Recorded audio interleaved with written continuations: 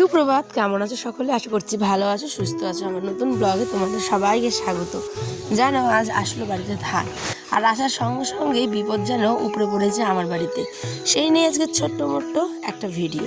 তো চলো শুরু করছি আজকে নতুন দিনের সাথে নতুন ভিডিও। সকালে উঠেই যেটা আমাদের মেয়েদের প্রধান কাজ, সেটা হচ্ছে এই যে বাসনপত্র ধোয়া। আর ইদানিং তো কাজটা এখন বেড়েই গেছে ধান আসাতে। জানো, আজ হচ্ছে মঙ্গলবার, সকাল বাজে ওই ধরো এখন 6:30। সকালে উঠে এই বাসি কাজটা সেরে নিলাম হাতের, তাহলে দেখবে অনেকটা কাজ কিন্তু এগিয়ে যায়। আর আমাদের যাদের হাজব্যান্ডরা কিন্তু সকালে বেরিয়ে যায়, তাদের তো একদম সকালবেলা কাজের কিন্তু মেলা লেগে যায়। কারণ খাওয়া দাওয়া করে যাবে, বাসনপত্র ধোও, কাপড় কাচো, ঘর বারান্দা ঝাড় দাও, মুছো, আবার এদিকে খাবার দাবার রেডি করো। তাই চলো চটপট করে দেরি না করে আমিও বসিয়ে দিলাম ভাত, আর এখানে চালটাকেও কিন্তু ধুয়ে নিচ্ছি। কী করব ভাবতে ভাবতে আমার এক সকালবেলা এসেছিলো পিসি শাশুড়ি, এসে কিন্তু টক শাক দিয়ে গেছে। সকাল 5টার সময় এক হাঁটু জলে নেমে সেই শাকটা কিন্তু পাড়া হয়েছে। তোমাদের চাইলে আমি দেখাতে পারতাম, কিন্তু কি বলতো, আমার কাজ ছিল, সেই কারণে আর শেয়ারও করা হয়নি। আর উনি যে সকালবেলা যাবেন এটা আমি জানতামই না, সেই কারণে কিন্তু শেয়ার করা হয়নি। এই যে তাই ওই শাকটাকেই কিন্তু এখন আমি ধুয়ে নিচ্ছি ভালো মতো করে। এটা হচ্ছে পাট শাক, মানে টক শাক। তোমরা কারা কারা খাও অবশ্যই কমেন্টে জানিও। এটা কিন্তু আমশি দিয়ে খেতে হয়, মানে আম শুকিয়ে যেটা কড়া ভাব হয়ে যায়, একদম আমচুর বলে আমাদের বাড়ির দিকে, গ্রামের ভাষায়। তো ওই আমচুর বা আমশি দিয়ে কিন্তু খেতে হয়।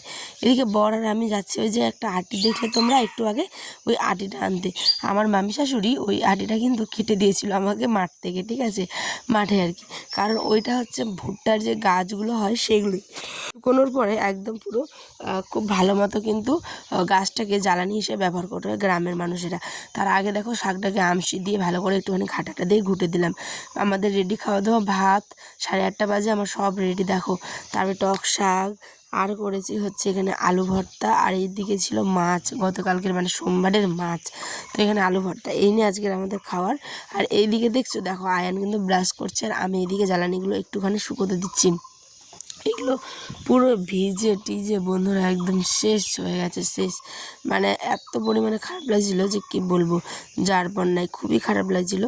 শুকনো জ্বালানিগুলো পুরো ভিজে গেছিলো, ওই দিন বৃষ্টি পড়া মানে চলাকালীন এই আটিটা ভিজে গেছিলো, বুঝতে পারলে। তাই রোদ্রে ভালো করে মেলে দিলাম। এগুলো না এমনই ভিজবে আবার ঠিক হবে, মানে সব কিছু মিলিয়ে একটা আনন্দও বলতে পারো, আবার বিরক্তিও বলতে পারো। তারপরে দেখো ওই যে ওইখানটায় রেখেছিলাম, অনেক যেগুলো কেটে দিয়েছিলো আর কি, ওখানেই রেখেছি। আমার যেহেতু জ্বালানি ঘর নেই, আর আমার জ্বালানি ঘরের অত প্রয়োজনও পড়ে না, কিন্তু তবু বলতে পারো হাতের পাঁচ করে রাখলাম আপদ বিপদের সঙ্গে। পয়সা বেকার নিম ফ্রির মালটা তাহলে কেরম তো কলম আর তোমার নাই। দেখি এখান থেকে কেন কি রোহিত তো কলম সে কি দূর কেন এদিকে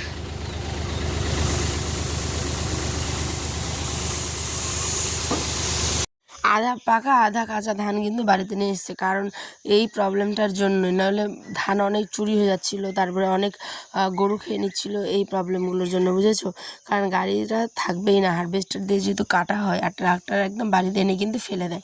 তো হারভেস্টার একদম পুরো এদিকে ঢুকে পুরো সাফা করে দিয়েছে আর কি বলতে পারো মাঠ, সেই কারণে কিন্তু ও মা হাই আসছে বন্ধুরা, যাই হোক সরি।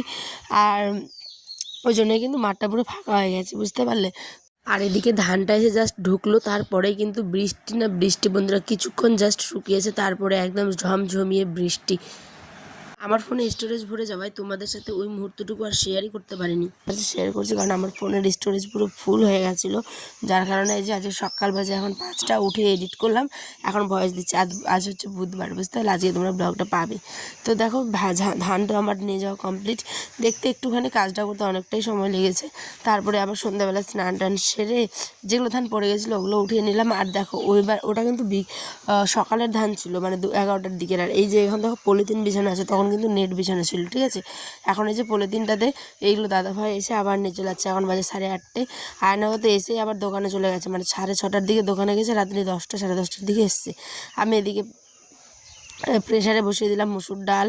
আর এই যে দেখো আমাদের বাড়িতে যেগুলো ধান আছে ওগুলো, আর এখানে বর্মাদের বাড়িতে এই যে ধানগুলো রেখেছি, এবার এখানে বসিয়ে দিয়েছি আমি মুসুর ডাল আর আলু সেদ্ধ সেদ্ধ হয়ে গেছে, ভর্তা করব আর ডিম ভাজা, গরম গরম ভাত এগুলো দিয়েই খাওয়া হয়ে যাবে। আর খেতেও ভালো লাগে, আলু ভর্তা তারপরে মুসুর ডালের ভর্তা গরম গরম দিয়ে ভালো লাগে। তো ঠিক আছে, ব্লগটা এখানে শেষ করছি, দেখা হবে নেক্সট ব্লগে। তোমরা সবাই ভালো থেকো, সুস্থ থেকো। আয়নের বাবা তো এখন আসে, এখন আমরা মাছ খাবো। এই যে দেখো সমস্ত কিছু প্রায় রেডি। হ্যাঁ, তো চলো দেরি না করে খাওয়া শুরু করি। তোমরাও জানিও কমেন্টে কেমন লাগলো, ভালো লাগলেও বলবে, খারাপ লাগলেও বলবে। বাই।